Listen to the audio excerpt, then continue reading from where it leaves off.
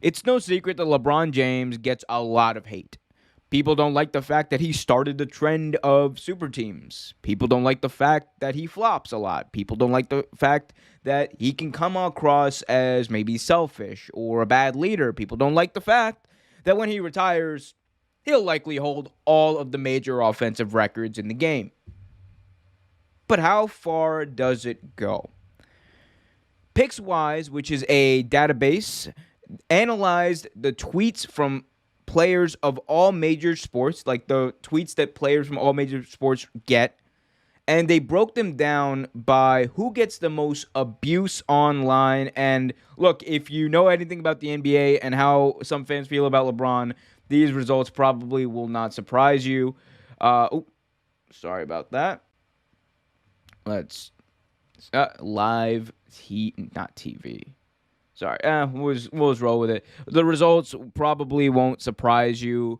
LA Lakers star LeBron James was by far the most abused athlete on Twitter. James had 279% more abusive messages than Marcus Rashford, who was in second place on that list, and the Akron native also received the most LGBT-phobic tweets of any other athlete. So, safe to say that LeBron gets a lot of hate, and there's a lot of fans out there who don't like LeBron. And it's got me and a lot of other people questioning why. Because, like I said, LeBron is a great player. LeBron has been to many finals. And let's see if we can pull up the exact number so we can see these. Okay, boom, right there. So there you can see the count of abusive messages LeBron gets. And look at him compared to the top five other people.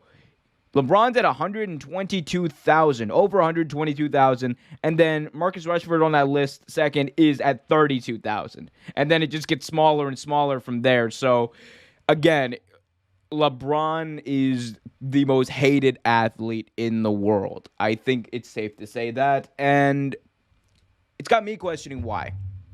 So, why is it that some fans hate LeBron? The answer to that question can be rooted back into a few things. So there are some people who still feel like the aftermath of the decision, the aftermath of the way he went about that in 2010 when he left Cleveland to Miami, there's still some people who hold him accountable for that and think that he is irredeemable just based off of that.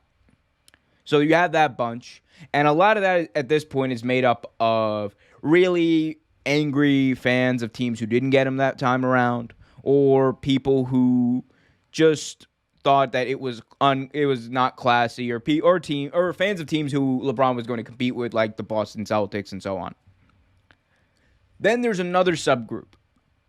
The other subgroup is of these fans who don't like the fact that LeBron James is talked about so much during like SportsCenter, during ESPN's coverage of the NBA, First Take, Undisputed. It's all LeBron talk when they're talking about the NBA. And there's a lot of fans who resent that because they feel that there's an oversaturation of one player representing the product.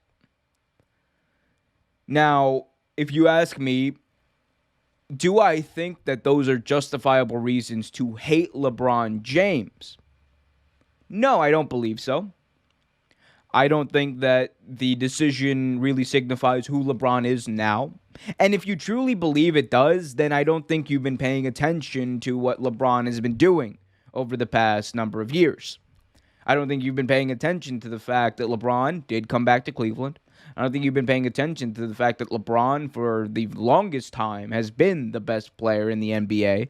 I don't think you're paying attention to the fact that LeBron James, again, I'll say it again, no matter how much it pisses people off, is going to retire with most of all of the major offensive records in NBA history.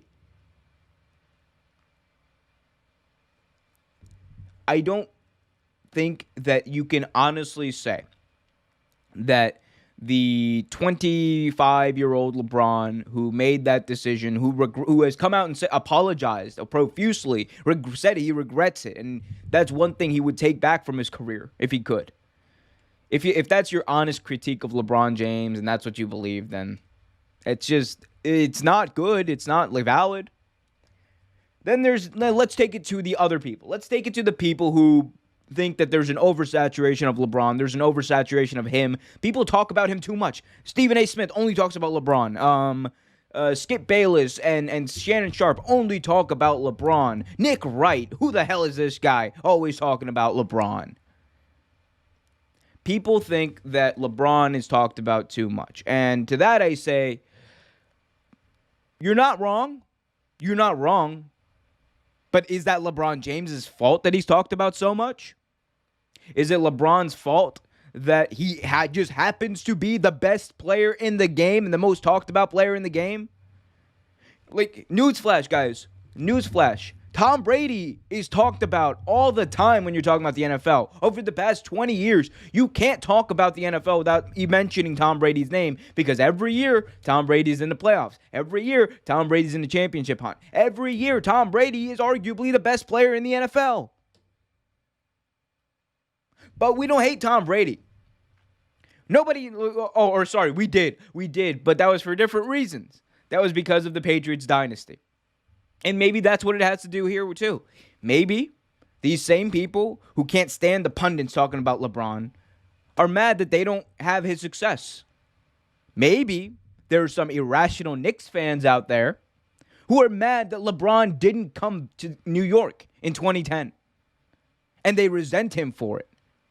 They tweet all the time about how much they hate LeBron. Maybe they're just salty. Then you have the last subgroup I'm going to talk about of LeBron haters.